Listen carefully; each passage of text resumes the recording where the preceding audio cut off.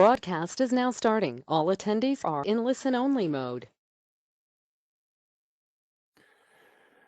Well, good evening, everyone. This is Michael, and we're continuing with our work on the dissipation of glamour. These glamours all swirl around the same problem.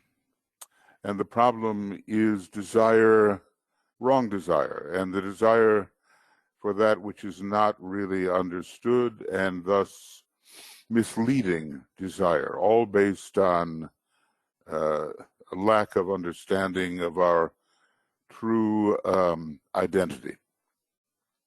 So tonight we'll take up, and I'm sure you can see how it works out, this glamour of materialism. Meanwhile, good news on the PIP3 front. We're really ready to spread it around. Walter's been doing a lot of work on this, and we're going to try to put in the link for you. The PIP3 will be available on your computer, and you can use it and keep it on your computer, and you can share it with others. And this will give you a foundation for your ray work, and you can compare it with how you have estimated your rays in the past. Following that, I don't know how many years it'll take, but the transpersonal astro-radiological analysis is also ready in a way, but it has to be converted into a new form. So maybe some of you who are more experienced would like to enter into that meditative process. It's about a 3-week process with all the meditations that go with it, and it deals with some of the higher rays. Maybe some of you, I'm here in the Temple of Silence, and my first ray wife, she loves swords, but the sword in back of me, I think of as the sword of discrimination.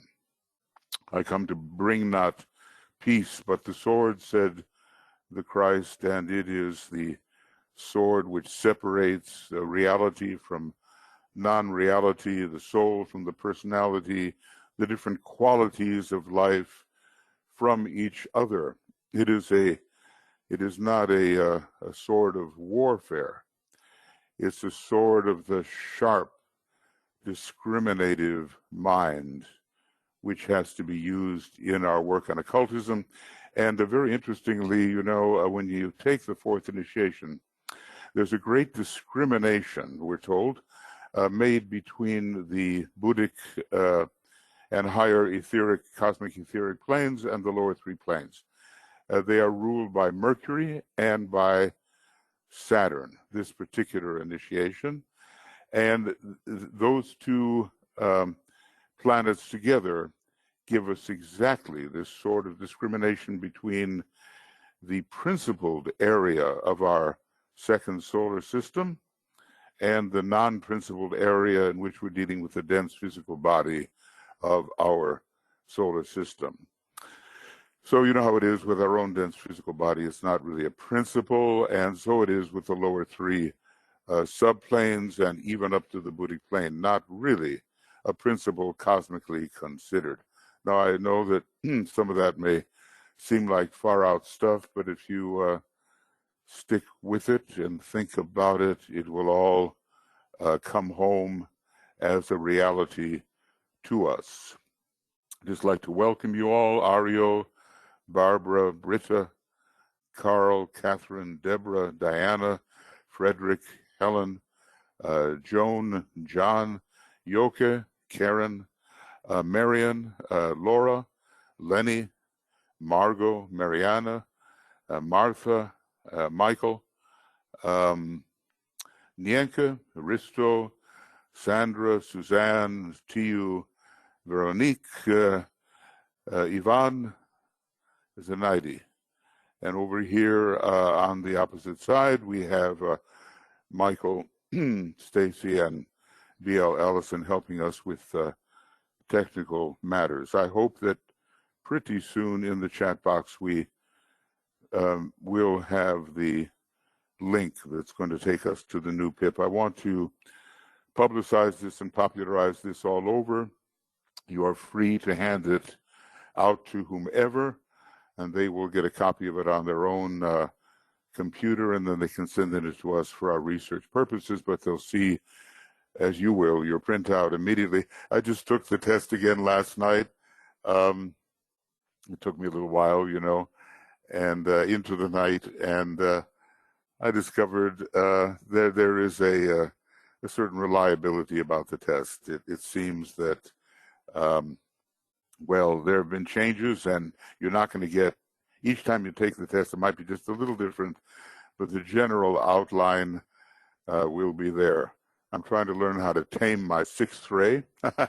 I've created a kind of, I will be creating an analysis of this test quite shortly about how you can take it and what it means when you get your results. They are already printed out, but I'm going to give you an example. I'll interpret my own ray chart as I understand it, mixed with a little bit of astrology, and maybe it'll give you a living example of how to interpret the PIP3 test. Okay, so. Michael, I just wanted to say I have posted the link in the chat box. Everybody should be able to see that. Fantastic. Okay, thanks so much, BL.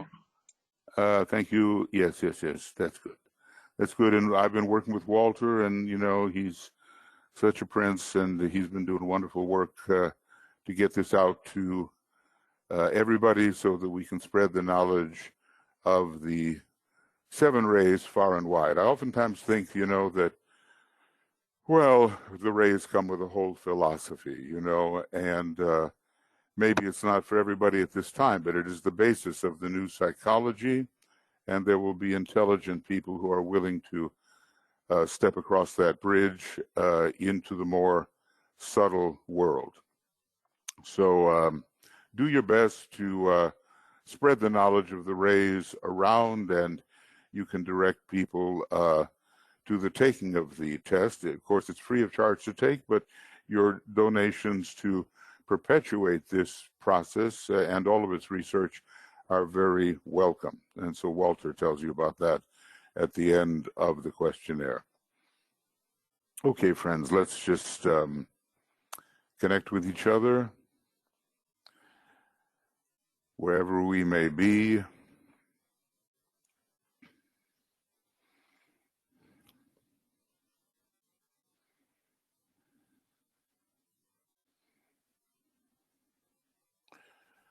In one field of consciousness,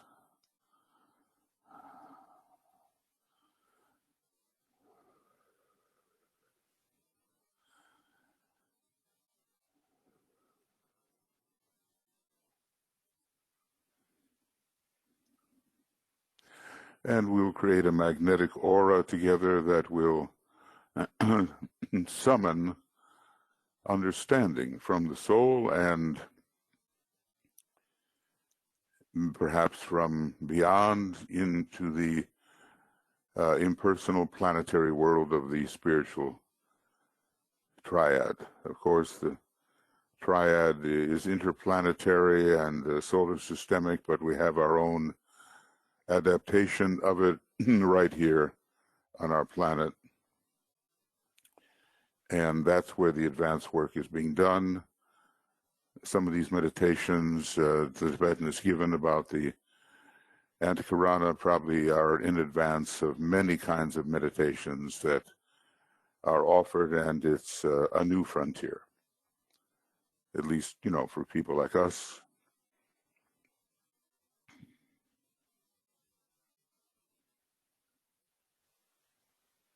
And we'll sound our Om to confirm our intention to work together to help on the inner planes with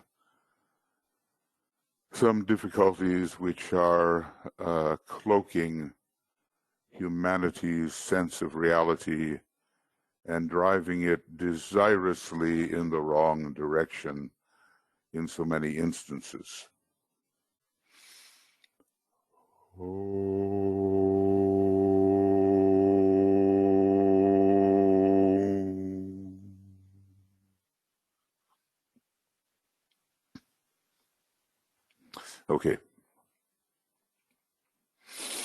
Now, just a little segue from where we worked last week.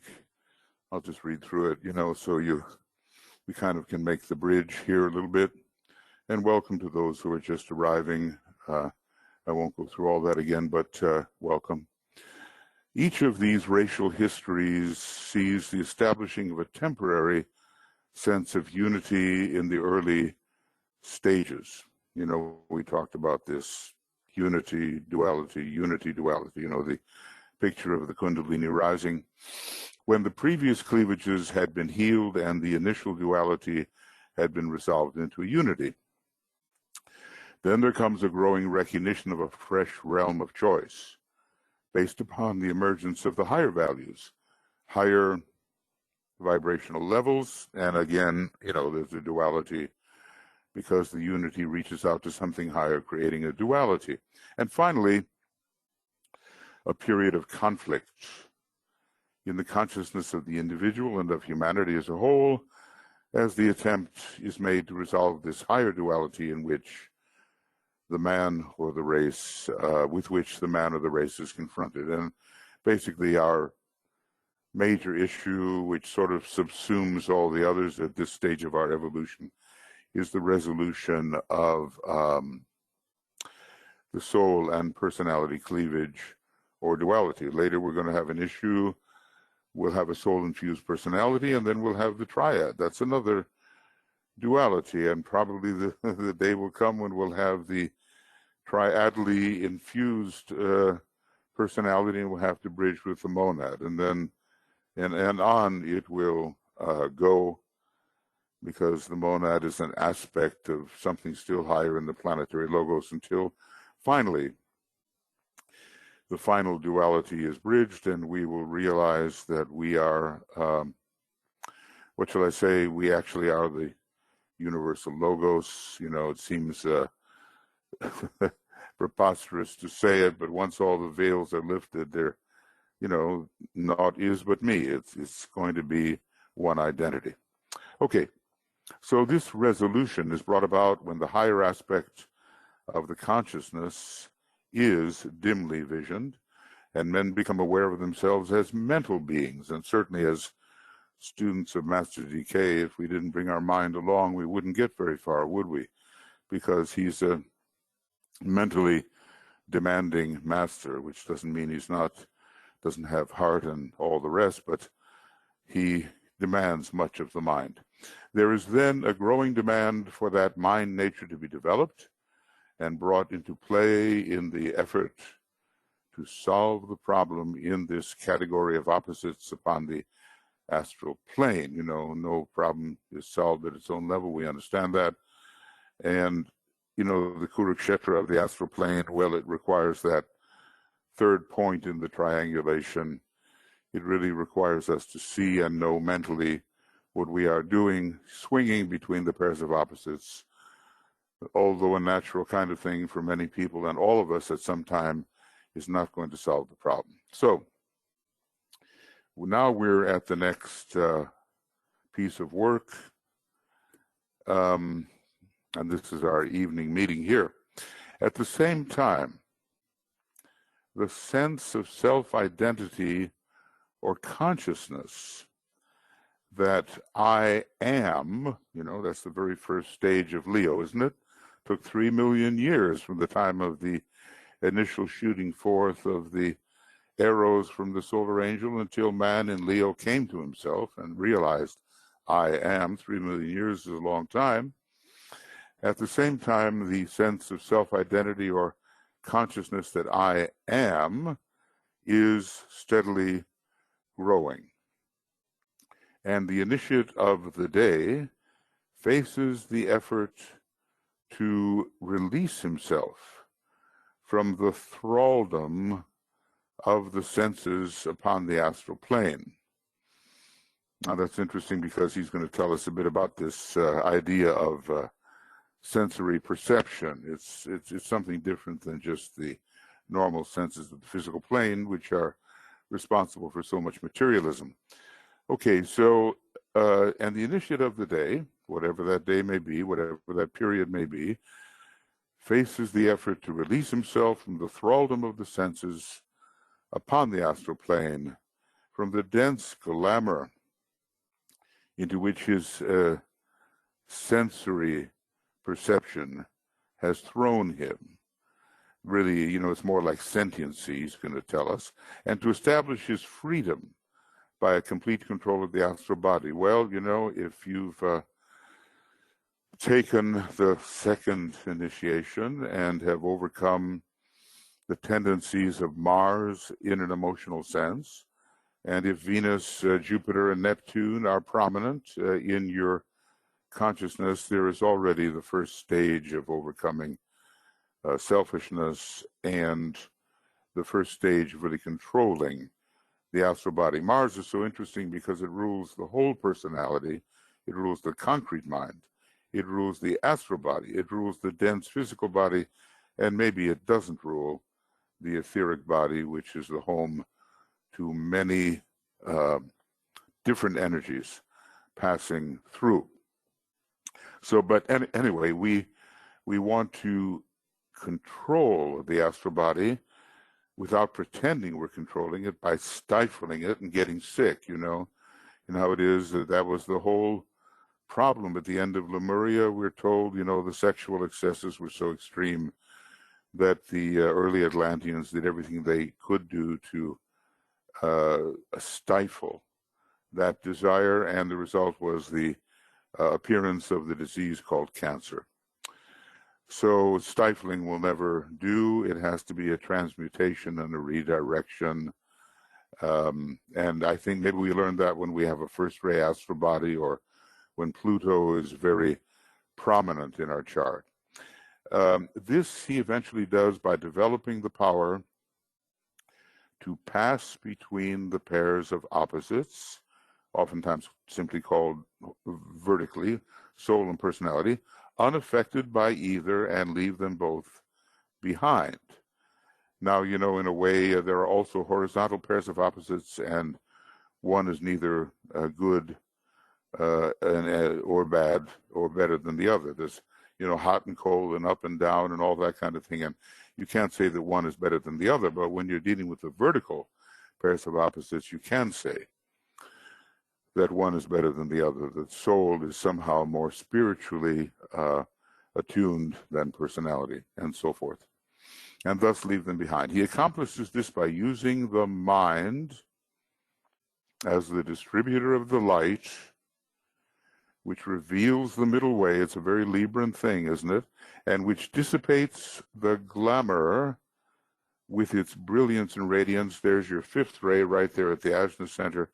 And there is Venus operative, rooting the Ajna center of disciples, and most people. It goes on. There's many different planets there and rays and so forth, but Venus, with its focused light, beam of fifth ray light, is the major way. And the middle way is important so we don't become all personality or all soul, and in which case we would be in many ways useless upon for the redemption of the dense physical plane. So always we have to choose the middle way, and that's how the Buddha assigned us to study and to think. All right, the glamour. And now, do take notes and do see what's interesting to you, and whatever questions may come up or be triggered and so forth. So when we get into this area of discussion, you may want to ask something, offer something, state something, whatever. This is not an easy subject. We're all, feeling our way, trying to see our way into it, trying to overcome that which is so much a part of ourselves that we just don't get it. We just don't understand. You say, hey, well, that's the way I am. And that usually hides something that should be dealt with. So anyway, DK and Alice Bailey, they say they're horrified by glamour. They must see something that we don't even see. It's DK said, well, it may be a long time ago that I had a problem with glamour, was overcome by it, and a relatively shorter time ago that this was so for Alice Bailey, but we both have a real horror of glamour because, in this way, the lords of form can direct desire towards that which is worthless and destructive. So anyway, yeah, Michael, are you there? Is someone there? Okay, wait a second. It's me. I tried to close this. Sorry, Michael. Okay, no problem. I'll just you're self-muted, and that's good, and that's great, and you'll speak in a little while. Okay. At least our dogs are not speaking. They have a tendency to do that. Okay, so this glamour has steadily deepened and intensified as more people have succeeded in resolving the initial physical cleavage, between ether and dense physical, and have become centered in the astral consciousness. That's the sort of, the Atlantean type of consciousness. And even so, even if one has a pretty good mind, one can still be very much centered in the emotions. Doesn't mean one has overcome them. Today, such is the magnitude of this glamour in general, and such the success of the evolutionary process that humanity as a whole is wandering in the fogs and miasmas of the world sentient consciousness. All right, so that's the word he prefers to use when dealing with the astral plane. It's not so much sensory, or having to do with the physical senses. It's sentient. And when I use the word sentient, he says, I do not refer to the sensory apparatus of the physical nervous system, but to the sentient awareness of the self. Something spiritual is beginning to come into view, something higher, but it's totally misfelt, misdesired. It's not understood. But to the sentient awareness of the self, which is today so immersed in glamour that the mass of men are entirely identified with the world of feeling, of quality, of sentient interplay, of emotional reactions with their likes and dislikes. Remember that that's the basis of sentimentality, likes and dislikes, and their dominant self-pity. So this is how he sees the majority of humanity today, and we have to ask ourselves, looking at us, would he see us in this way, or have we made some progress? Hopefully that is the case. But everything is interpreted first in terms of the emotions. Do I like it? Do I not like it? Do I repel it? Am I attracted by it? How do you feel about that? So it all gets put through your astral body, and there is no real mental, clear objectivity. So there's just the wrong apprehension of the self or something higher when it comes into observation. He says, and this is interesting, that self-pity is one of the major glamours of the advanced and sensitive man. And we can pause there for a minute, and I wonder how many of us are free in one way or another of self-pity. I know I'm not free of self-pity at times, and I know, a lot of people are trapped by feeling they're having a hard time. If only it could be different, and so forth.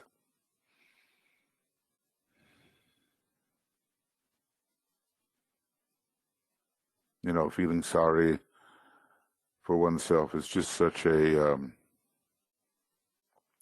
it's such an obstacle, and we have to get beyond that.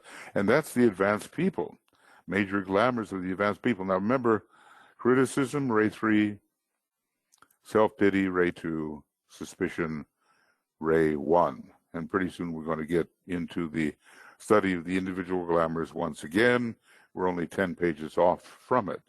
And it's very important that while we're working with general dissipation of world glamour, that we keep up our attention to the individual glamours. I mean, even if we are assured that we have passed the second initiation, it doesn't mean we're rid of glamour.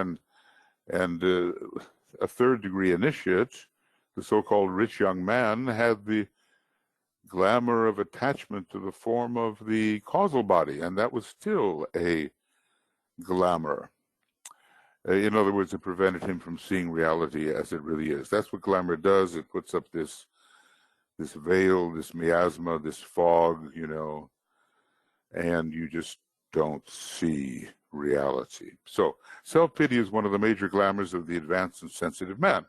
It is the advanced people who contribute most to world glamour. Now, wow, isn't that... But I'm just sometimes looking. I often study wars, and being an Aries type, and in World War I and World War II, there was just so much glamour behind it all among certain types of people. Let's see if I'm getting this correctly. And they were holding their seances, and they were channeling the stars, and there were mediums all over the place, and the leaders were getting messages from these people, and they were guiding the whole nation according to that. There was just a lot of reaching for the heights, but in a very irrational manner. So think about that for a minute. It is the advanced people who contribute the most to world glamour. Remember, Japan was Maya in the Second World War, as the Tibetans saw it. Germany was glamour, far the worst, and Italy was illusion. The major glamour. Okay, now we're talking about major glamours. The major glamour is the reaction, notice the word, of the aspirant to the truth, to reality, when he first becomes aware of that which lies beyond the astral plane. Something is sensed, but it's totally misinterpreted and misfelt and misdesired and misvalued, So something's coming into the orbit of consciousness, but the way we feel about it distorts it entirely. He interprets all that he there senses and sees in terms of glamour. There's some teachers, wow, DK told us in the beginning of the rays and initiations that some groups have brought the masters down to the level of cheap comedy. Now, those are his words, cheap comedy. And they have, this rosy look on their cheeks, and they all look like something a 5-year-old or 6-year-old child might conceive. We don't have a clear idea of the hierarchy, and he's always trying to clarify that for us, because it's just covered by waves of how we would like to see them, how we would desire them. So he interprets all that he there senses and sees in terms of glamour, of emotional understanding, of a, look at these words in their sixth-ray connotation, of a sentient fanaticism, because he gets all worked up about achieving his wrong images. He forgets that truth lies beyond the world of feeling altogether. This is the majority of people, okay? Unaffected by it, and can only be sensed in its purity when feeling is transcended and transmuted, probably, into intuition, probably into love, something of that nature. He goes into it in Esoteric Psychology, Volume 2. So truth lies beyond the world of feeling altogether. Now, you can't even do good work in a group unless we overcome this reaction of liking and disliking which he calls sentimentality. That's the very first elimination that has to be made. There's no illumination without elimination. So truth lies beyond the world of feeling altogether, unaffected by it, and can only be sensed in its purity when feeling is transcended and transmuted. And the second major, okay, so that's the very first. Something higher is swinging into the orbit, and we totally misfeel it. We like it, we don't like it, we're attracted, we're repulsed, you know. It's not evaluated from the point of view of the illumined mind at all. It's just evaluated from the point of view of how it affects our liking and disliking. The second major glamour is self-pity. Well, you know, I think the second-rate types, of which DK's students form, you know, have a majority on that second ray, they know about this, self-pity. It comes in all shapes and sizes, and it is very preventive of real progress. So first major glamour, a glamorous reaction to truth and all that lies beyond the astral plane as you begin to sense it. And the second major glamour is self-pity. Now, here comes an interesting section. The world today, okay, this is back in the 30s, but, you know, it's been 80 years, but nonetheless, and a bit more, even 85 years, and maybe not so much has changed. As a matter of fact, we have a recrudescence of glamour at this present time. It's a glamour of selfishness, of egotism. It's all over. It's rearing its ugly head. It's called populism, and it means you don't care about anybody else but yourself and your country, you know, the people in your nation, and you wouldn't even care about them. You really care about yourself. All right. The world is divided into three groups, all of whom are subject to certain phases of glamour. Those who are Atlantean in their consciousness and are therefore completely glamored by, and notice, you know, this is the Aryan age and has been for 1 million years, and according to some calculations, even more. Okay, but still the Atlantean way of sensing and being sentient and desiring and reacting and all is very much with us.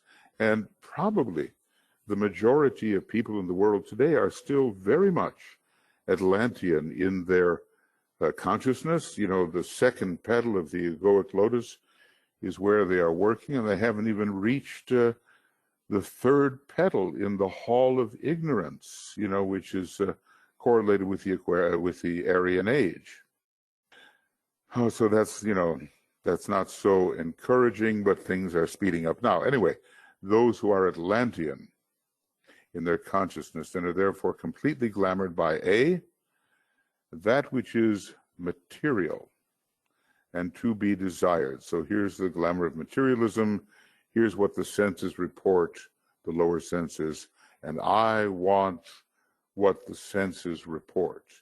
The senses tell me that these are the real things here on the physical plane, and there's certain of them that I want. Okay. Now, completely glamored by that.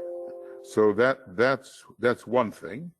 And the next thing, they're glamored by that which they feel in all relationships. It's not so much illumination at all. It's a feeling, attraction, repulsion, liking, disliking. Okay, here's another thing that the Atlantean types are glamored by, that which they believe to be ideal, to be true or just, based on their, and there's the word again, reactions to the thinkers of the day, because they're not really thinkers themselves, but which they themselves do not mentally understand. Oh, that attracts me. I really love the feeling of that when this person says that. And, you know, we should go after these things, but they don't think it through. They can't, not yet. So there are many misunderstood so-called ideal states. You know, make America great again. Oh, I love that idea. I love that idea. Make America great again. But what does it mean? You know, is my illumined mind really thinking through what that really means? What makes any nation great or any people great? You know, that it's just fuzzy thinking and a lot of feeling. So the Atlantean consciousness goes in this direction, these 3 points. Maybe there's more. Yeah, there's another one, a few more. That which they demand of beauty and of emotional comfort. So, you know, I don't want all this emotional friction. I want peace. This is where peace at any price comes in. And this is where I want that island all to myself, filled with beautiful flowers and trees and wonderful fauna. You know, I want beauty all around me, and I don't want to have to deal with conflict and that which upsets me emotionally. And then point E, that which brings them spiritual comfort. Now, this is a really difficult one now because we're subject to very dangerous spiritual glamours in Islam and in Christianity, particularly. That's my view. You know, it's the paradise glamour, it's the heaven glamour. So that which brings to them spiritual comforts in the realm of religion and religious desire. You know, you desire something in the other world, and it's your own limited self that's desiring it. He tells us to note the phrasing. So none of this is true. The people who want the heaven don't understand it. The people who want paradise don't understand it. It's all about the glamour of self-preservation and self-perpetuation in the other world. This is the Atlantean consciousness, and, you know, they're willing to kill off the whole world so that they can get to heaven or paradise or whatever. So it's a very dangerous six-ray recrudescent glamour at this time. Combine it with atomic weaponry, and you have really something terrible. Okay, now the next group, those who are more definitely Aryan in their consciousness. This doesn't have anything to do with the Nordic use of Aryan. Yeah, this means that the mind factor is awakening and thus constituting a difficulty. So when something wakes up, a new faculty, a new factor wakes up, you know, it's a difficulty, and how to handle it. And that the illusions of the mental plane are now added to the glamours of the astral plane. Elsewhere he says when you have a lot of the fourth ray, you're particularly prone to make glamours out of your illusions. Okay. These illusions are theoretical and intellectual in nature. They're not part of real experience. But we have a more complicated issue when people can really think, and they kind of get all tied up in kama manas, and it becomes more difficult for them to extricate themselves because the mind is not yet clear. It's not yet the mind held steady in the light. It's the mind complicating all of the otherwise glamorous reactions. And this is going on quite a bit in the world today, of course. I think there's one more here. There is. Number 3, a group of people who are emerging out of those subject to glamour and illusion, and who are alive to the voice of the silence, call it conscience, call it the voice of the soul, and to the demands of the soul. So a whole new higher perspective is seen as more real. And they may subside into glamour and subside into illusion, the misinterpretation and the dominance of the mind by certain pre-created thought forms and all that. But somehow the still small voice is speaking and can redirect them out of all of these misinterpretations and misvaluations. I guess I could say that glamour is that, and distortions, and they see a whole new picture. And it's love and unity on intelligence and the values of the soul. All right. So those are 3, as he said here. How did he say it? he said, what did he say up here? He said the world today is divided into 3 groups. Okay. And, the real problem is there's just so many divisions and so many people in different kinds of difficulties. It's extremely complex. The complexity of the modern psychological problem lies in the fact that our race and period sees the synthesis of all the glamours and the emergence of the illusions of the mental plane. It's really a climaxing time, and it's really a hotbed of misinterpretation and distortion. Today we have even aspirants at all stages of unfoldment, and find the masses recapitulating the different steps upon the evolutionary way with the lowest layer of the human race, definitely Lemurian in their consciousness, even though few in numbers and relatively speaking, and he deals with some of the Aboriginal groups here. And, maybe we could say that they are the newest to individualize on our planet, and therefore have not yet had the opportunity to work their way through some of these very physical things. Illusion, and it's going to be a long time about illusion. It's almost like when you're suffering from illusion, it's almost an improvement over suffering from glamour. Illusion is rapidly growing as the mental power of the race develops, and is developing rapidly. For illusion is, now here's his definition, one of his definitions for illusion. For illusion is the succumbing to the powerful thought forms which the thinkers of the time and of the immediately preceding age have formulated, and which, at the time of their creation, but not now, okay, constituted the hope of the race. Now take a look at that again.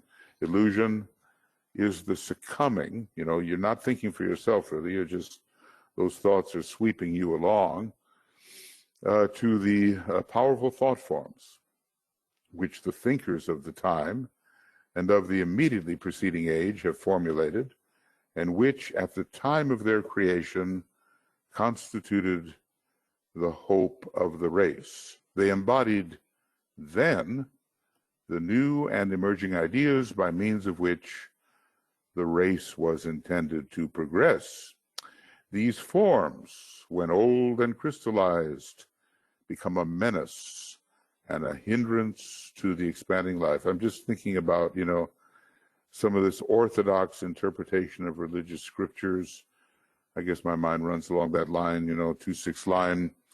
And the rigidity of the orthodox presentation of what is God, what is man, and how we're just stuck in that. So many millions of people are stuck in this idea of what is salvation, how do you get out of here, how do you live forever, and how do you spend forever in heaven or paradise, or what are your rewards? These are very, very old and crystallized thoughts.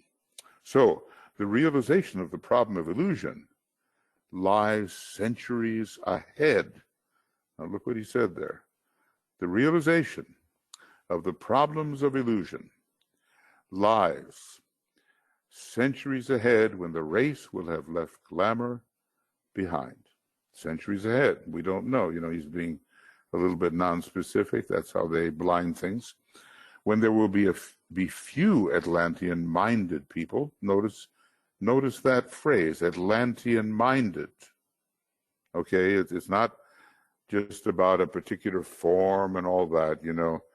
The Atlanteans were huge beings and physically, and we don't have to recapitulate the outer form of the early giant root races. We don't have to do that. The state of mind is there, and people can be Atlantean-minded, okay?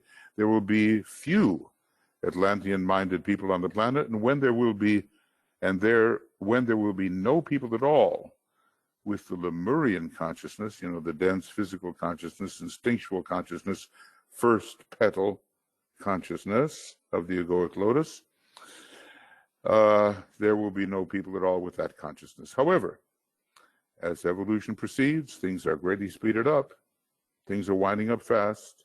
And the time when humanity will be predominantly distinguished by Aryan consciousness is not as far ahead as might be seen. Is that the word?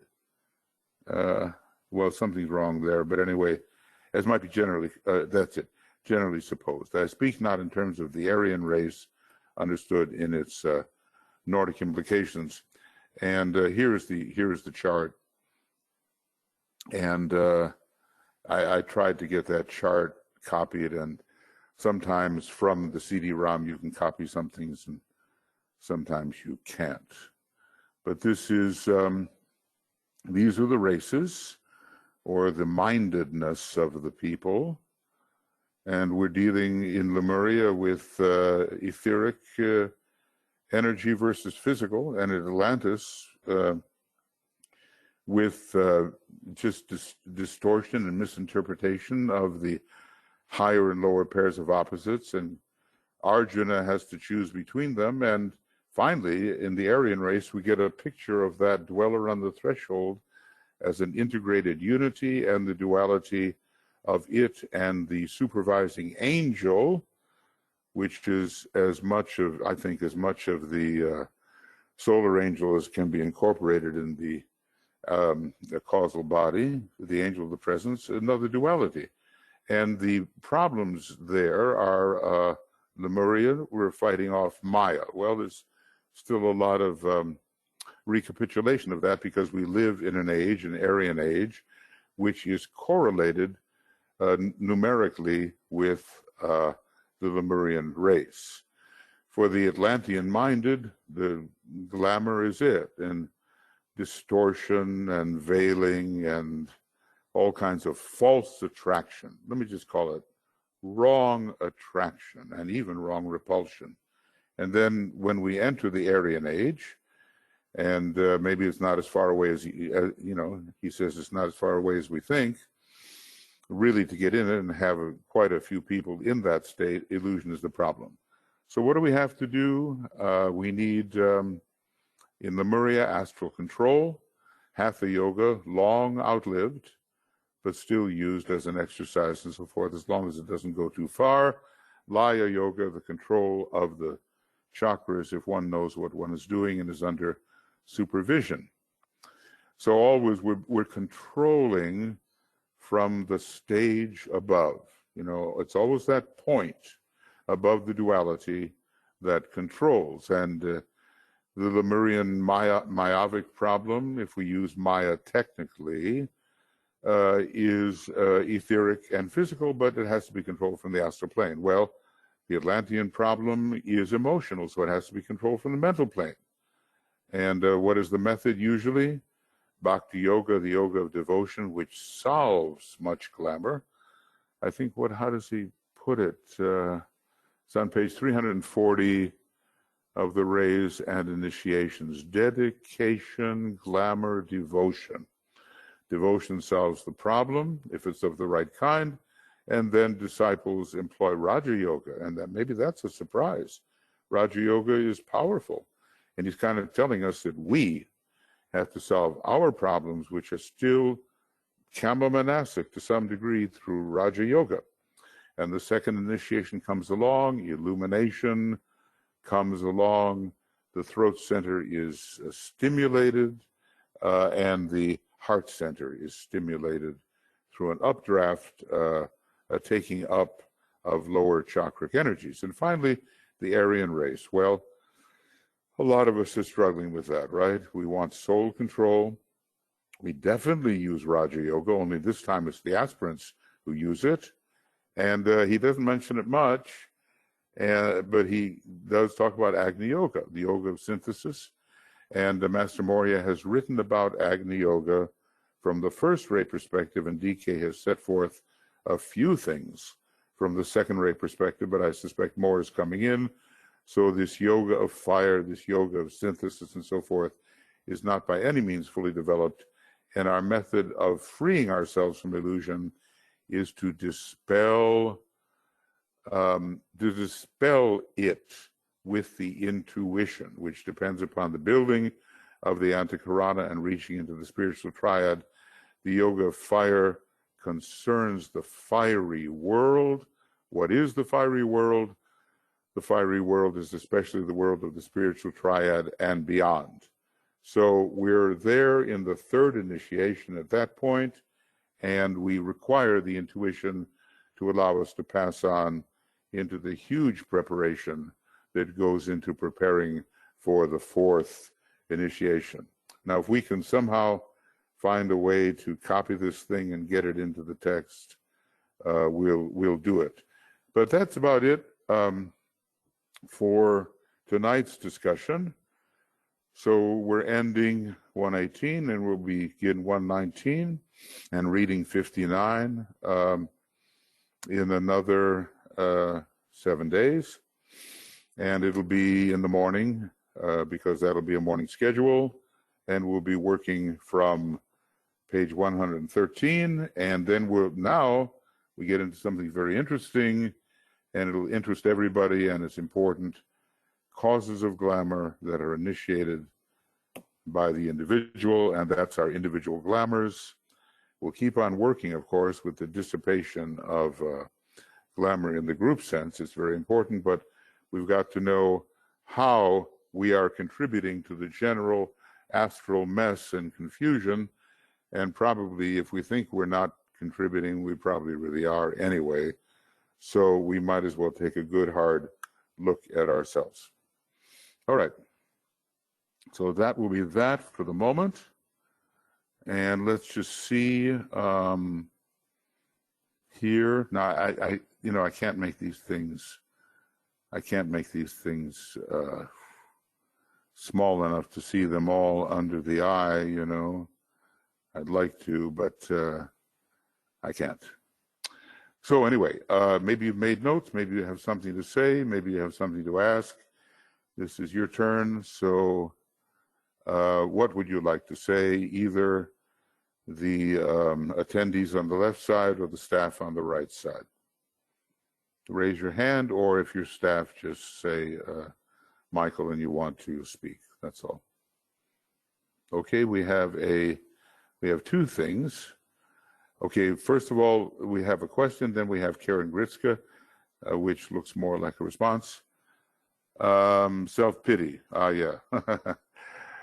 Well,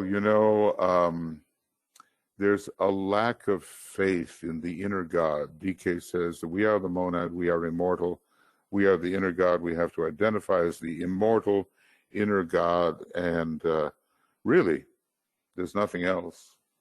And we are completely invulnerable if we could but realize that. Our body falls apart and we experience different pain in different parts of the physical nature and so forth. And we don't have the identification with that immortal being, that immortal something that we're trying to get at in our identify as being group. I'm sending you out a lot of stuff, written stuff for the new book that I have on Seeds of the Infinite, but also we've gotten together 2 times to talk, and occasionally we'll get together just to talk about these different methods of learning to be immortal. We're already immortal. We don't have to learn it, but it helps to know it.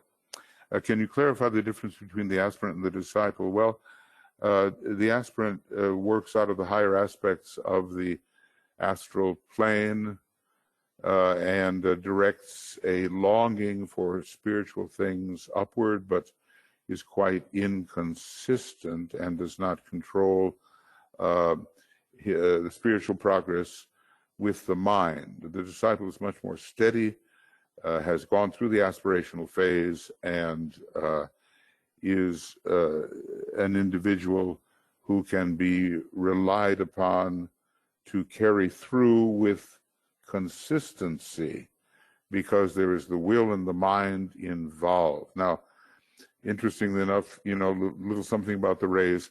The stage of aspiration is ruled by the 6th ray of enthusiasm and the sort of the 4th ray of harmony through conflict and struggle. But the real path of discipleship is ruled by the 3rd and the 5th ray. with a lot of Saturn and a lot of Mercury, and it's a much more mentally focused. Doesn't mean you don't have a rich astral body. You might, but at least you can control the whole thing from the level of the increasingly illumined mind. Okay, and right. Okay, so that's something about a screenshot, but I'll stay out of that for the moment.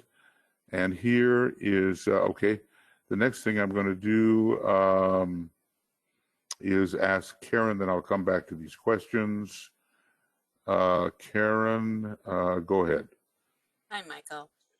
Hi, Karen. You mentioned that the stifling of sexuality led to cancer. Could you say more about that? Well, he deals with it a lot in esoteric healing. And apparently things got so out of control in later Lemurian times that the evolving societies were horrified by the situation. And they did everything they could to hold down that instinct. And because of the suppression, the energy was not properly released and then contributed to the building of cells that were not part of the plan and so forth. So there was not a proper divine circulatory flow within the human energy system. And as a result, there were all kinds of growths and excrescences and things that really should never have been fed if the energy had been flowing wisely. But they were just so frightened of what had happened in late Lemuria, and I guess it was pretty horrible. And DK talks about it, and he just says, you have no idea, basically, how bad it got. And so this was their drastic solution to hold that energy down. And I don't know which cancers particularly were involved, and I imagine, it had a lot to do with the sexual nature. But to really get into this, just go to the rays and the initiations, and it talks about tuberculosis, heart disease, and cancer particularly, and there's a lot of material there about those days and what happened. I'm not the esoteric healer, but I do know, I've read it fairly carefully, and there's a lot of great interest there showing. And even today, we know that when people really suppress their emotions, suppose they have the moon in Scorpio and they don't use it in the right way, or Pluto or something like that, and they hold everything down, they get sick elsewhere. It may be emotional sickness, it may be physical sickness, but suppression rather than proper flow is a recipe for imbalance and for dis-ease. And I think the very first rule in healing or law of healing is about the flow of the energy, soul energy. It's got to flow, and that's where they made the mistake. Yeah, but it's repression and suppression that is kind of the cause of the cause, of anything. Did you say the precedent, did you say? No, the suppression or repression is really exactly. the cause of the cause. Yes, it was the suppression out of fear. And then, that's basically it. And then all of our systems of sexual suppression under Scorpio, like he says, Christianity is basically a scorpionic religion, he says, and has been fighting an illogical war against sex. So, it can go too far, and there comes these lives where people have to prove that they can live a wholesome life, in a higher way. But there's also this kind of fanaticism that sex is bad and it's illogical, and how would there be a human race and all the rest of it. So there's irrational suppression, and there's a monitored redirection, you might say. And if we go with the monitored redirection, we may have health. If we irrationally suppress, disease is going to crop up mentally, most likely emotionally or physically. Okay. Thank you. Right. Okay, you bet, Karen. Okay, let's take a look here. What else we've got? Quite a few things here. Michael? Yes, BL, go ahead. I just wanted to tell you that I have copied that image from the CD-ROM, and I have it in a little file that I just emailed to you. But what I can do is I can post it on Makara when we post the recording, so everyone can have it. That's great. I'm glad you know how to do that. You know, it just gets very frustrating for me. Thank you, BL. Okay, so let's see what else. Is there something wrong with the screen? Now, does any person on staff know? Because as far as I know, I'm just doing the usual, and No, we it's have Yoka. fine, and I believe she went out and came back in, and I think she's doing good now. So, Okay, very good. Okay, very good. Okay, and then Britta is asking, is there a text in relation to what? In relation to what? There's usually a text for everything, you know? So, but I'm not sure what we're talking about here.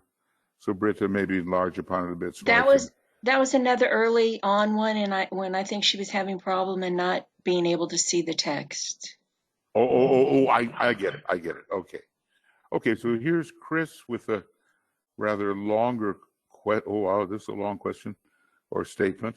In regards to the ideas that constituted the hope of the race at one time, now embedded in illusion, I think of some parts of the U.S. Constitution, in particular the idea of the Electoral College, yeah, right, which came about because the founders felt the uneducated masses could create a default and thus placed the idea of an educated intelligentsia to usurp the popular vote. Yeah, this is no longer appropriate in a modern educated society, but many people see the Constitution as written in stone. Well, I think there are very strong discussions now about, you know, in the United States, the Electoral College and whether it really, certainly it alters the popular vote, so places less emphasis upon the educated centers to be found in New York and to be found in California, and distributes power over the central and southern parts of the country, where unfortunately a lot of the old attitudes still survive as orthodoxies. So it does definitely work in an anti-progressive manner, but let's just see, it's going to be taken up, no doubt, and the people in the central parts and southern parts of the country will protest greatly, because it will be a disempowerment for them and a real shift of power to the great population centers, which are inevitably, these days anyway, very liberal in their attitudes. It's interesting how the word liberal, which means, you know, generous and free, has taken on a pejorative kind of interpretation in the minds of many. It's as if the liberal wants to give away everything of value and adopt methods of governance that have nothing to do with the United States. And of course, that's wrong too. So there has to be an adjustment coming up, and eventually the third party will emerge, as DK tells us it will, and it will be a party of the people and really for the people, and will be the party of humanity. Now, I don't know what it'll be called and when it will emerge, but that's going to be the Aquarian way. Meanwhile, the fight will go on. Okay, Kim is asking about the solar angel here. The solar angels were human beings in the previous solar system, and when they went upon the way of higher evolution, as all human beings do eventually, some of them chose the fourth path to Sirius. And on Sirius, you're trained as a higher type of being who has great intelligence and great love, and they're found on the Buddhic plane and on the mental plane of our particular, let's see if I can get something here. Oh, yeah. Let's see here. Well, this is maybe not what I would use, but I'm going to use it anyway. Yeah. Okay. Here we go. 2, 3, 4, 5. Yeah, this one. And this can be found in treatise on cosmic fire, and it's a kind of a compendium of many different streams of energy. But the solar angels are now more than human, and they're a member of the fifth creative hierarchy, whereas man is a member of the fourth creative hierarchy, but they've sacrificed themselves particularly for the welfare of man, just as we will do. 85%, I would say 85% of humanity now will go to Sirius on the fourth path and will be trained as solar angels, and will come back probably in the next solar system, or maybe toward the end of this one, to uplift the man of the period, the animal man, and create a new kind of humanity and supervise that humanity for millions of years until it reaches the status of solar angelhood. But there is, when the solar angel projects its nature into the higher mental plane, it helps to create the causal body, or the egoic lotus. And the old adage applies: having pervaded the entire universe with a fragment of myself, I remain. I remain on the Buddhic plane, but a fragment of myself constitutes the angel of the presence within the causal body, or egoic lotus, and that angel is supervising the development of the human being over many millions of years. At first, not so intensively, but then it becomes what's called in white magic a downward gazing, got it wrong. Downward gazing soul, a downward gazing soul, which means the solar angel, angel of the presence, is taking direct control in a very focused way of the evolving human being. And at first, maybe just the second aspect of divinity takes care of things in the early days, and the solar angel has its own business. And he says, don't importune your solar angel too much. It has its own things to do. But then later it becomes a downward gazing soul and really takes a grip, Vulcan takes a grip on the development of the human being, and so lifts the human being into a higher creative hierarchy than is now the case. Here are all these groups of monads that you see on the screen, and they're all in various degrees of liberation, and the higher you go on the chart, the more liberated they are and the more refined the atmosphere in which they work. So our first master is a solar angel, angel of the presence. That's our first master. And we have to meet that master, maybe doing the meditation called the Master in the Heart, where you visualize the solar angel, or maybe your ideal self, and try to follow its inspiration, because it will always lead upward, and it will always incline towards sacrifice. And as Master Moria said, when have you ever become less through sacrifice? And then eventually we will be able to stand on our own 2 feet. The solar angels will return to the heart of the sun, or the central spiritual sun, which is like the soul or monad of our solar logos. And we will be sort of at that status where we will, be able to be trained outside the solar system to become as they are, just as they were in the previous solar system, trained to supervise animal man, which we were. So, the symbol of hierarchy is one hand reaching upward, one hand reaching downward, and you're always holding up someone, and you're always being held up in the chain of hierarchy. And who's holding us up? The solar angels, angels of the presence. It's a problem, because the term soul is used, and who is that really? And are we the soul? Are we not the soul? Well, both yes and no. The solar angel has its own monad. We, as a developing being, have our own monad, but all monads are really one. And so, that kind of complicates the issue. But the solar angel is a much more advanced being than we are, and we will be like them. Give us a few million or even trillion years, and we'll be as they are, those who are choosing that particular path on the way of the higher evolution. Okay. Now let's see what else. A little bit more, wherever we are. Okay, I got it. So that's a little bit about the solar angel. Is the third group starting the abstract thinking, or is it starting the second? In the second group. Okay, so now is the third, the third group that we've been looking at. Yes, but there's a step beyond that, because the third group is really starting what's called soul supervision and soul obedience.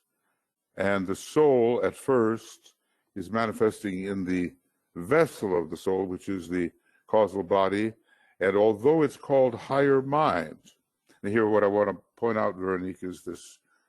Let's see if I can, I want to get this one from Tuija because it's better. Let's see here. Let's see what I can find here. Oh my, I've got too many things on here. Okay, so it's the very first one that she's got, because the colors are right. Okay, so this is called the vehicle of the soul, or the scabbard of the sword, or the vessel of the triad, and it is higher mind. But notice that basically the abstract mind, or the monastic permanent atom, which we're struggling for as we begin initially to build the Antakarana, is not part of this egoic lotus. So while higher mind activities, mixed with love and illumination and all that, can take place within this causal body, within this egoic lotus, the true abstract mind is beginning higher than that on the first subplane of the mental plane, and therefore that third group is not quite there yet, because this is advanced. This is more for the esoterically inclined, and that's us. We're esoterically inclined, and after we fulfill the curriculum of the higher mind within the causal body, we learn to build the Antakarana and enter into the impersonal world of the spiritual triad, which is still in a higher position than the egoic lotus. So I would say if there was a group 4 or something, maybe it would have to do with the monastic permanent atom, and a group 5 with the Buddhic, and a group 6 with the Atmic, but then we're getting into the higher initiations. Let's just say that when we complete the Antakarana to the abstract mind, it's a very good setup for taking the third initiation. So most of us just working on it, around the time of the second initiation, we're, working at building the Antakarana via Mercury, via Gemini, via Sagittarius, all of those energies, but we don't complete it, and we're not really abstract thinkers until the third initiation, and then we can use that real abstract thought to blend and merge into the intuition, which is the next step and indicates the fourth initiation when we can really do it. Okay, I hope that helps a little bit anyway. All right, the reference to Pluto in the chart and Atlantis, well, basically Pluto is involved in two ways. Pluto is involved at first with suppression. You hold someone down in hell, as it were. All of that stuff is located in the bottom of the aura. And, Pluto can really be a suppressing force, a compelling, a hammering force. And Vulcan can do that as well. But then Pluto turns and lifts all of the ugliness up into our face, and psychologically, Pluto being a psychological planet, we have to deal with that. So, but at first, the first ray of Pluto can be involved with the first ray astral body, which really, first ray astral body is good, and some had it. About 8 people in DK's group of 50 had that first ray astral body.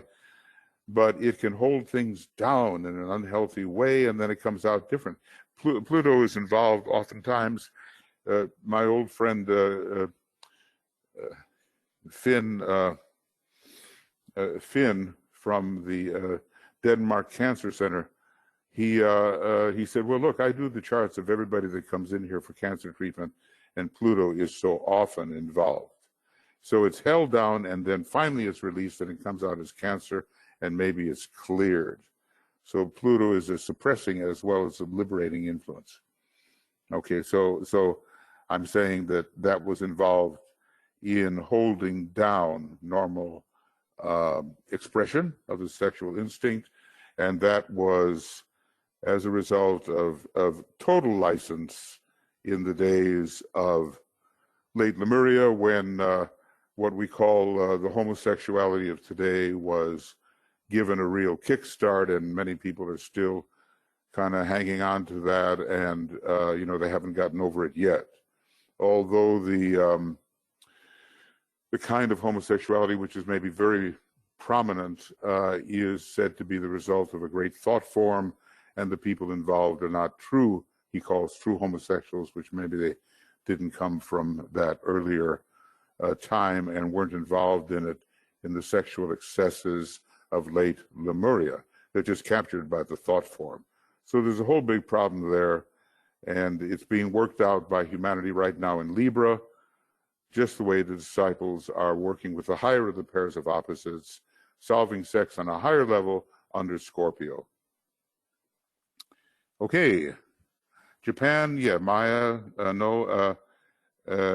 Germany, glamour, and Italy, illusion. So obviously he's saying something about the way of organizing their society was being driven by either the etheric physical in Japan, by the emotional body, particularly in Germany, and by the lower mind in the lower mind in Italy. The recapturing of the Roman glory.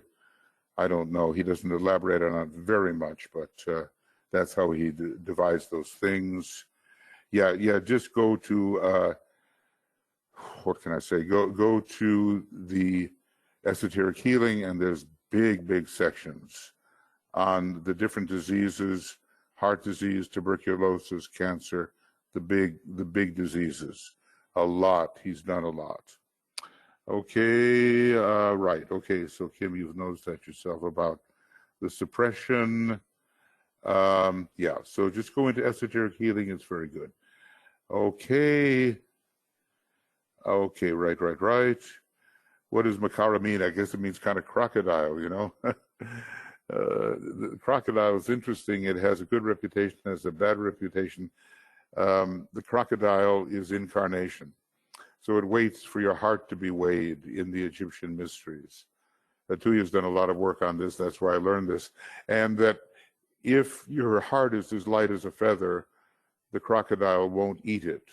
And if it's not as light as a feather, which means you still owe plenty of karma, the crocodile eats your heart, and you are bound for incarnation once again. So the crocodile also salutes the sun. The crocodile is a symbol of the lower personality, but it also has associations with the fifth grade of hierarchy of solar angels, and maybe the lowest part of the Agnishvatas or mental devas are associated with the crocodile. You'll see that over here. Oh, golly, where is that? Here it is.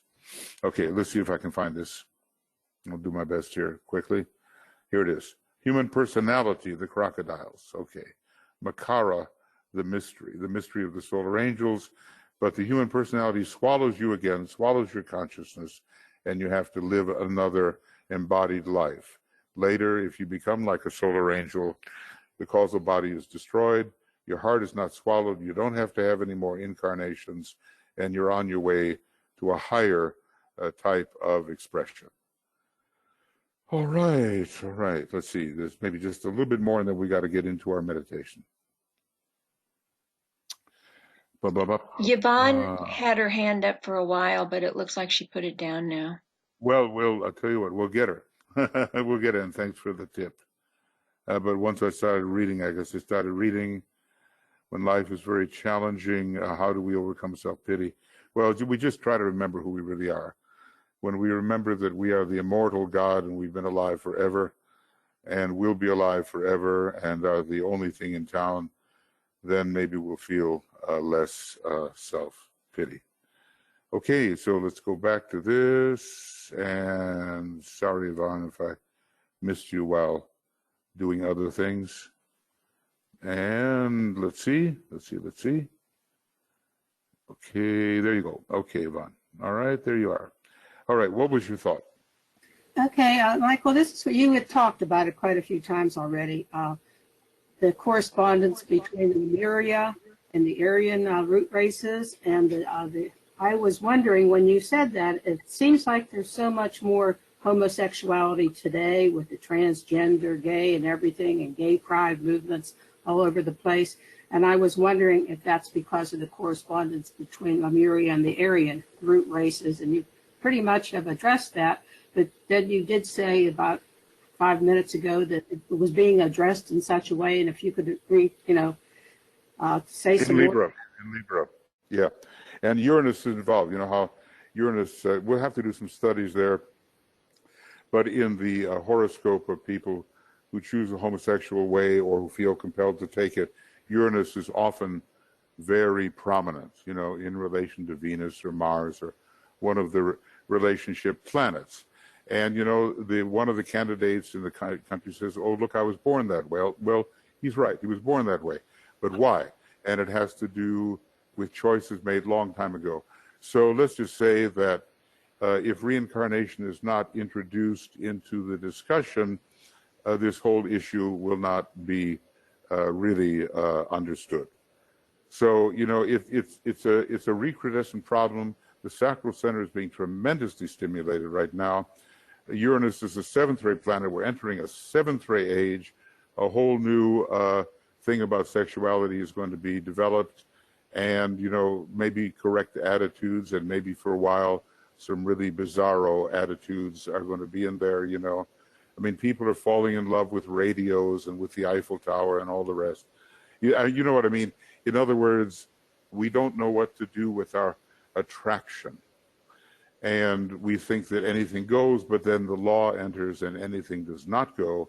And all of that will have to be proven over the centuries that lie ahead as the Christ is supervising in the hierarchy, are supervising our development.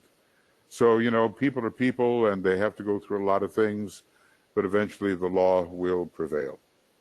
Do you think the enforced celibacy in the Catholic Church, which has produced all the problems, I think, with the child molestation, is that going to change, or is the Pope going to change that ruling and let the priest marry? I don't know. I can't predict that, but let's just say you got to be ready for it. If you're going to get into some kind of celibate situation, you have to be, really under supervision, and you have to know why you're doing it, and you have to be able to redirect the energy, because basically what it does is it takes the black bull and makes it into the white bull. In other words, it opens the pineal gland. That's the reason for enforced celibacy, but people are just, they're not ready for it, and the energy doesn't rise, and it just gets dammed up and perverted and all the rest of it. So one day when it really rises and opens the pineal gland, the single eye will be the result of the redirection of that particular energy. That's the original purpose of it.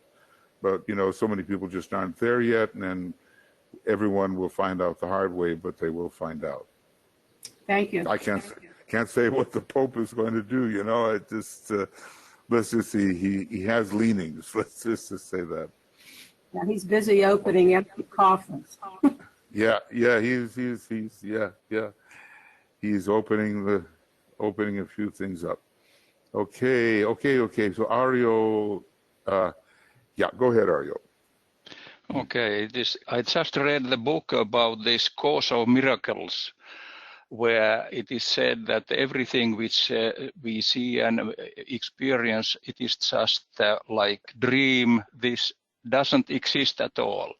And then they also say that you will reach this non-dualism situation that you then just reach this oneness by forgiving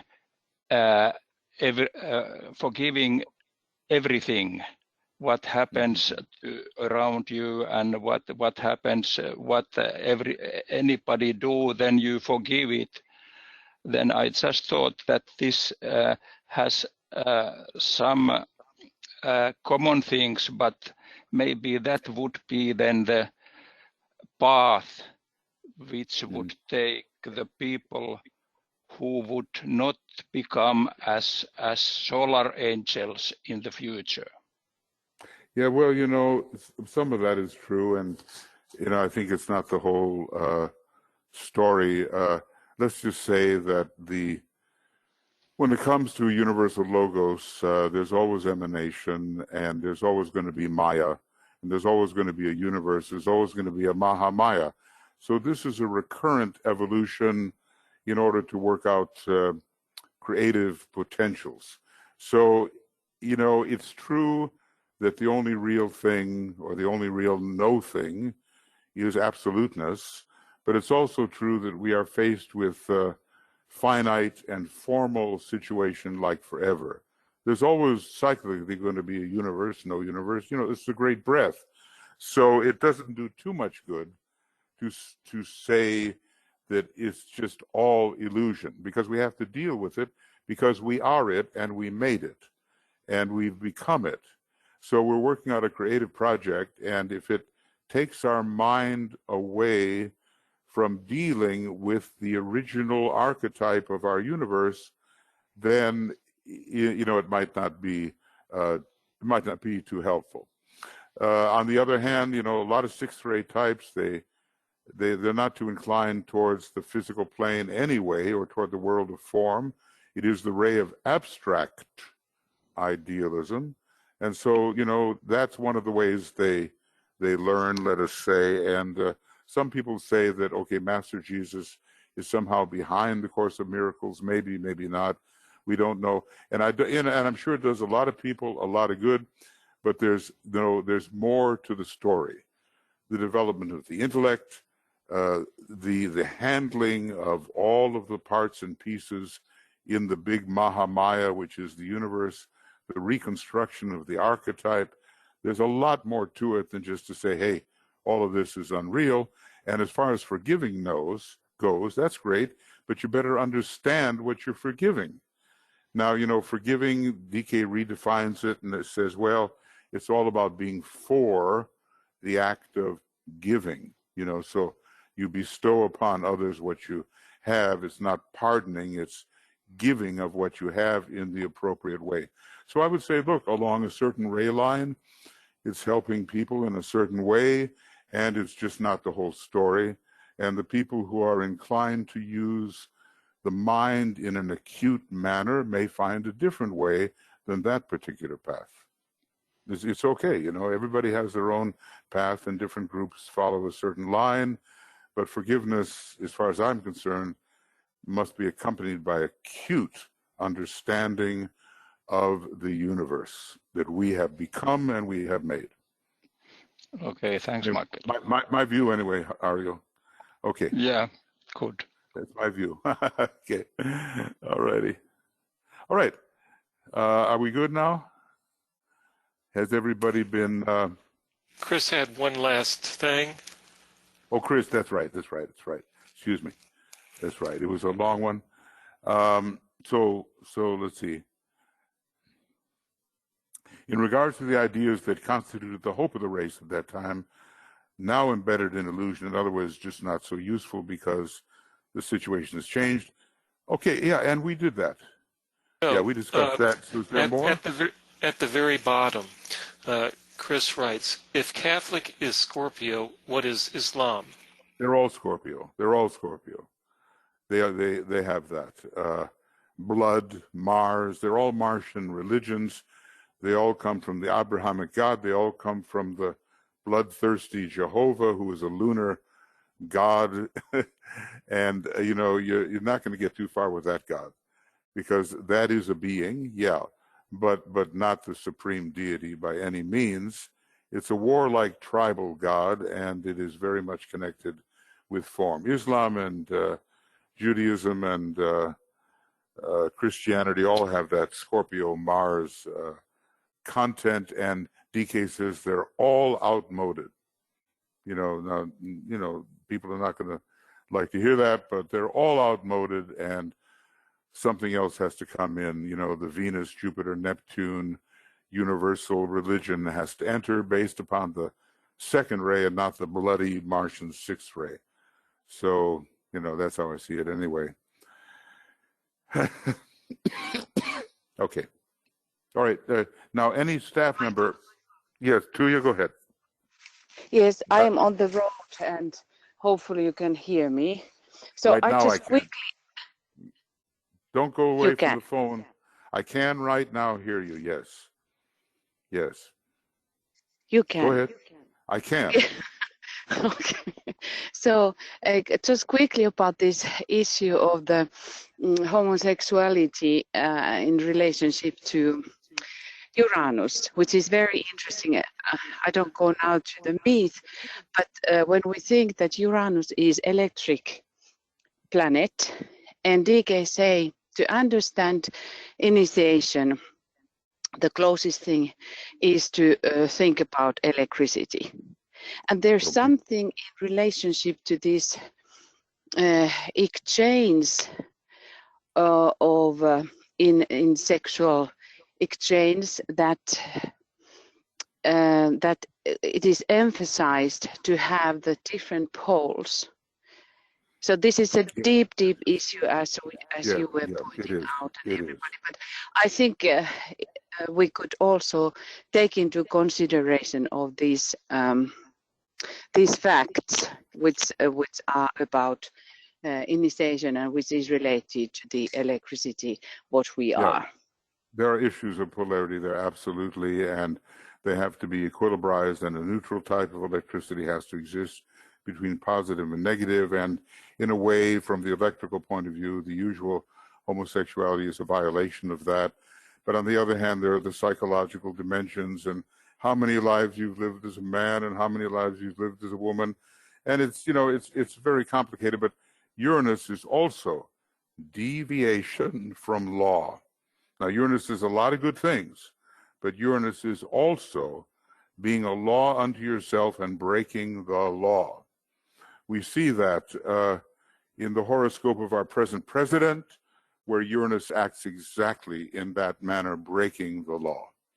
So, but my old teacher used to say, and with the sternest first-rate look on his face, nobody breaks the law breaks them. Okay, that's one of those things, really went in, and has been sometimes a safeguard. All right. Yeah, so, but you're right about the electricity thing, and it has to be solved on that level too, for sure. All right, let's have a little meditation, and we'll deal with the glamour of materialism, which is rampant and is based upon the, where are we here? Okay, I've got to find it. Okay, here it is. Excuse me.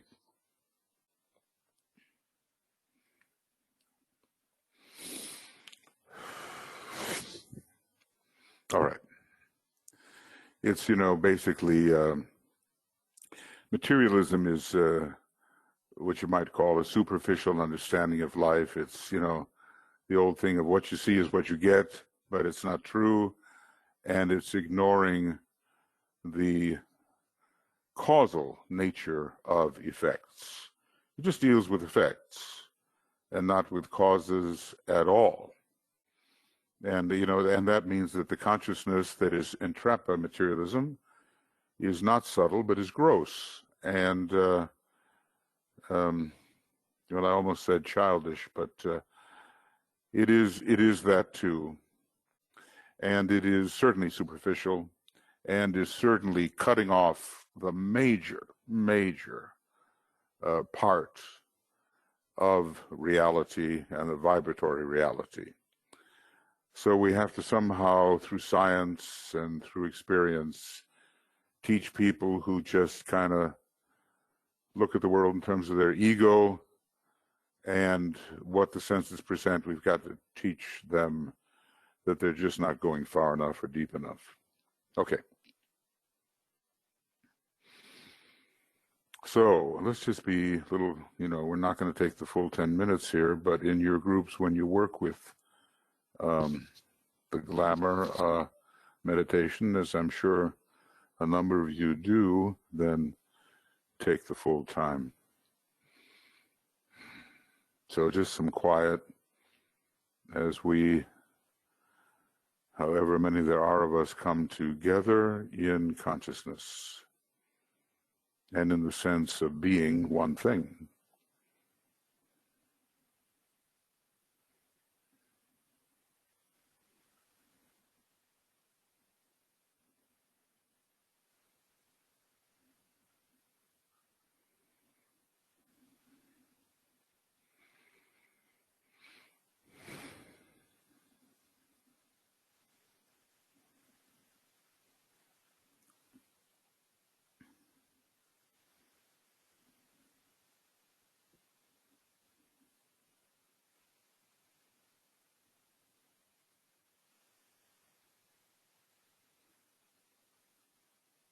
And I'm sure you can feel the gathering of the forces and the energies which we are.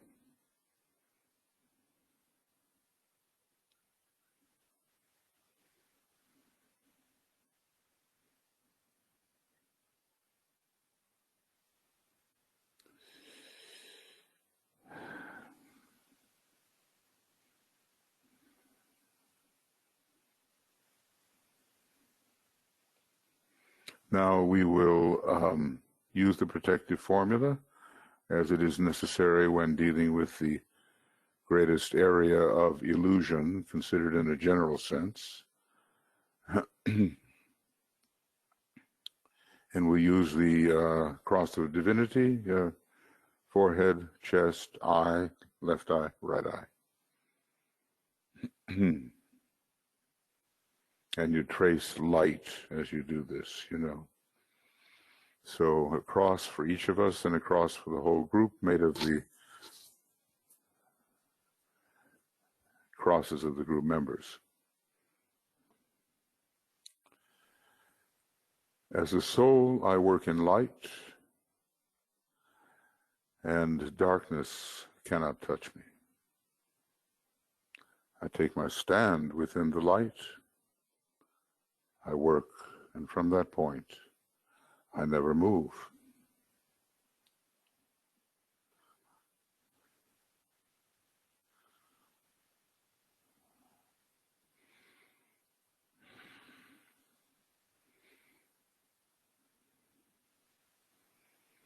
So we stay in the light, no matter what we're confronted with,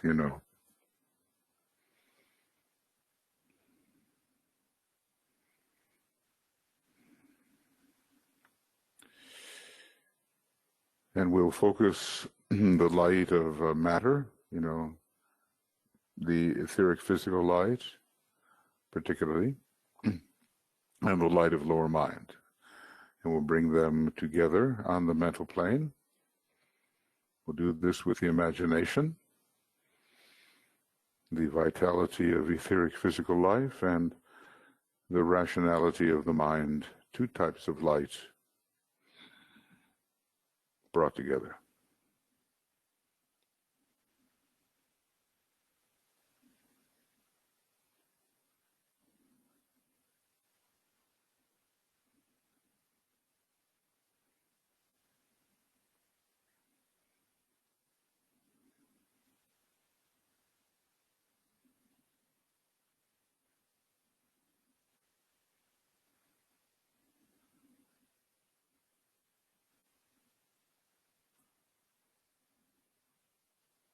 And we'll reach into the world of the soul and see if we can find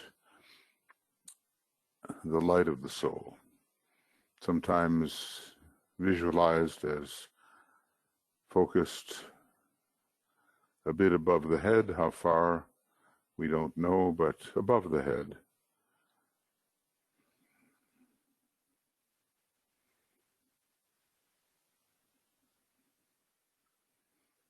Then we bring it down, bring that light, allow that light to come onto the rational mental plane where we do have some control, and join the other two lights. So we had two as one, and now we have three lights as one.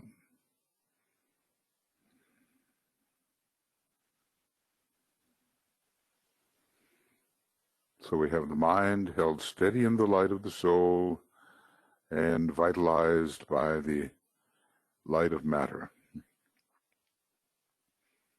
Notice we're kind of leaving the astral body out of this for the moment. Except that we're going to create that searchlight, finding the glamour and dissipating the glamour.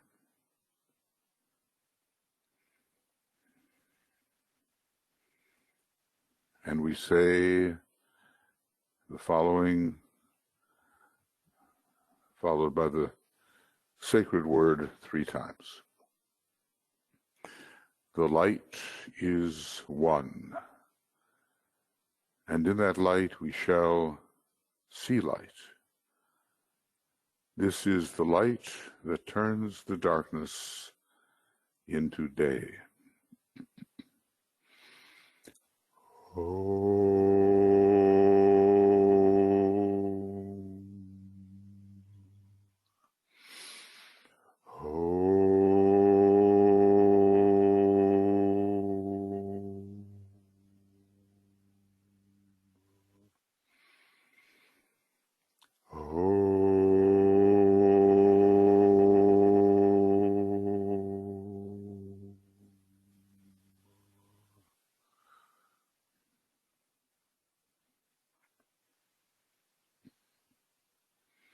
So we're going to visualize the great searchlight turning on for each of us individually, and then blending together to make the group searchlight, finding the glamours, in this case the glamour of materialism, and working upon it to dissipate it using your own thoughts and your own visualization as you go.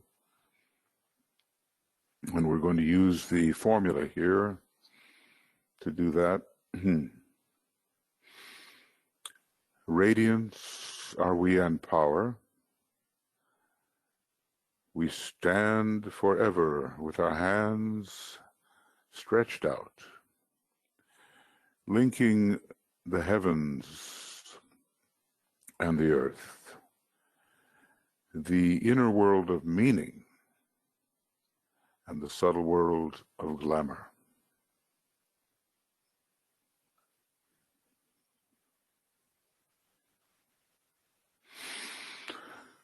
We reach into the light and bring it down to meet the need.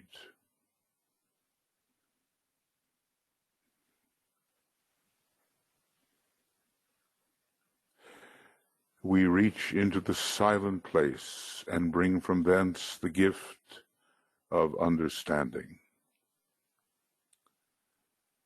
Thus, with the light we work and turn the darkness into day. And we release that searchlight. It seeks out, it finds the places where the glamour of materialism is particularly concentrated, and generally speaking, the centers of evil on our planet will be found to be concentrated there. We're told that one is in the Middle East, one is in the United States, probably the New York area, and another in Central Europe. And no further information is given there.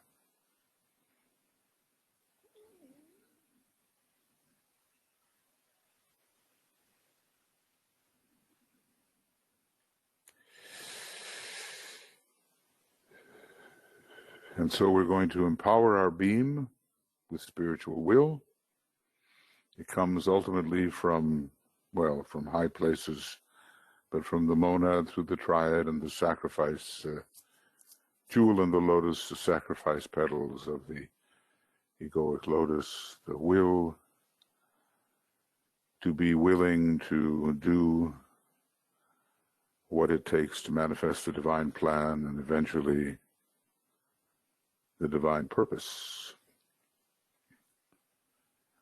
And so we'll invoke the spiritual will with power upon its beam. The light is focused on the goal.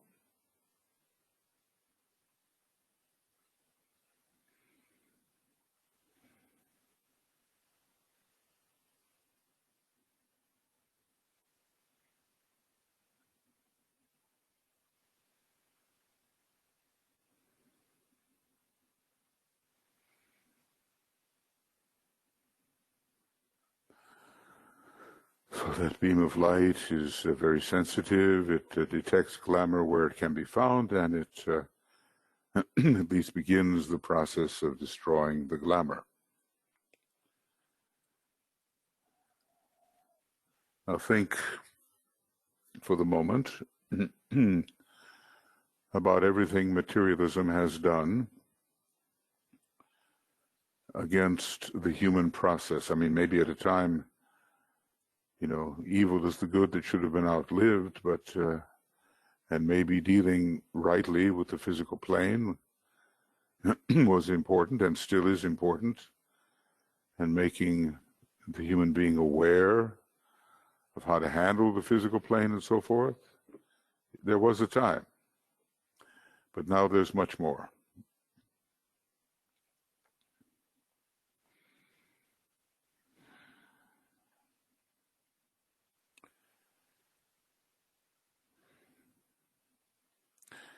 And we think about everything materialism represents in the world today.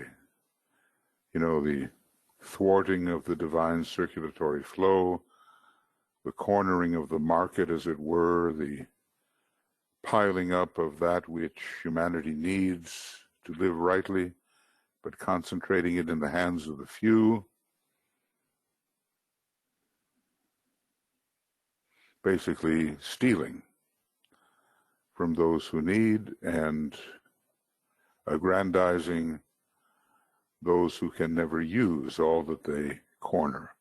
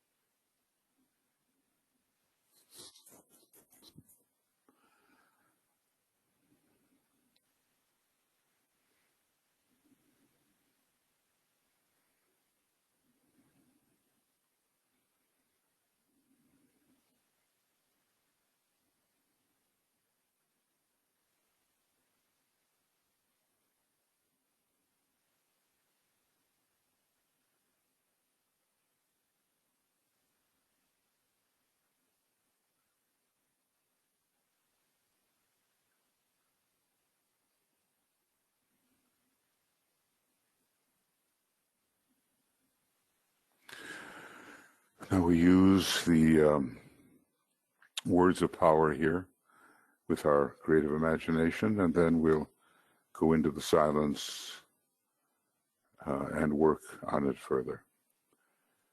So we say, the power of our united light prevents the appearance of the glamour of materialism.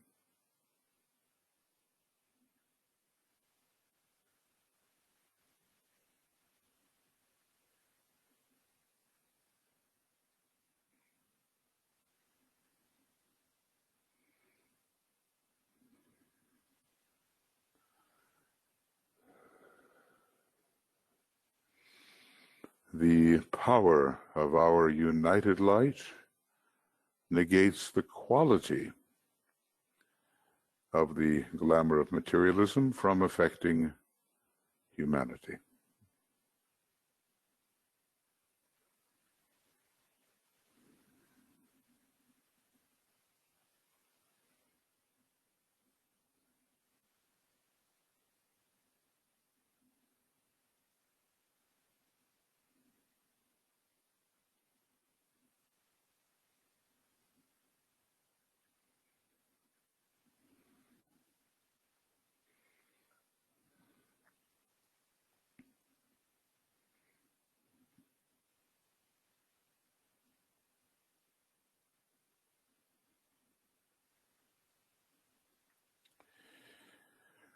The power of our united light destroys the life behind that glamour, the glamour of materialism.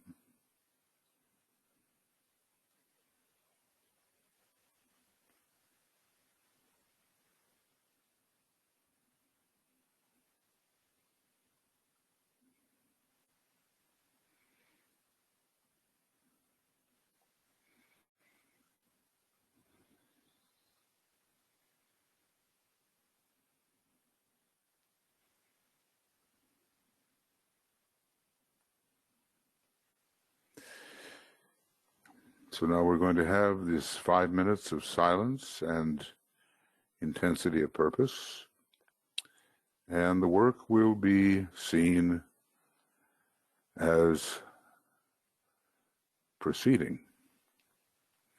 You do it your own way, but of course in union with the group, because it is a group beam, and we're going to find, detect, destroy, dissipate, all those things, so that the sun of subtle perception can shine, and the sun of sharing and restoration of the divine circulatory flow can shine. 5 minutes then.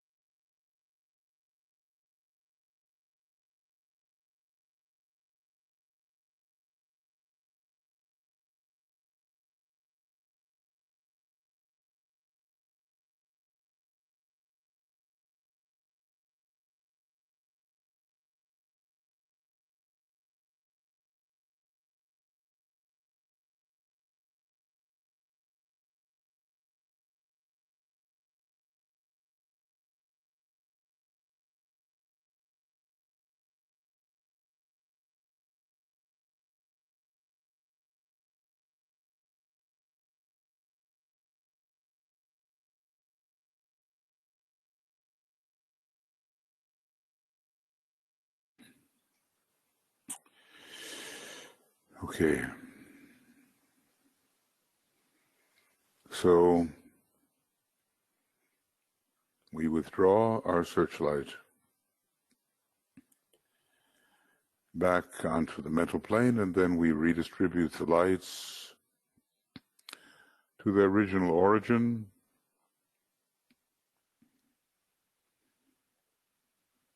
We're going to do our bit to clear this astral plane, and the sun will always shine. The sun is the symbol of the Buddhic plane. The Buddhic astral connection will be present, and we'll do that through the brilliant light of the mind fed by the soul. That beam of Venus beam coming out of the Ajna center. It's like the horn of the unicorn, one way of looking at it. And the sun will shine. In this particular case, it will be sharing. There will be the end of superficial perception. There will be the willingness to go into the subtler layers of reality. And there will not be a determination of value based upon superficial sensory perception. So let us sound the Om 3 times, realizing that although our main work is done on the astral plane, the mental plane is affected, the etheric physical plane is affected.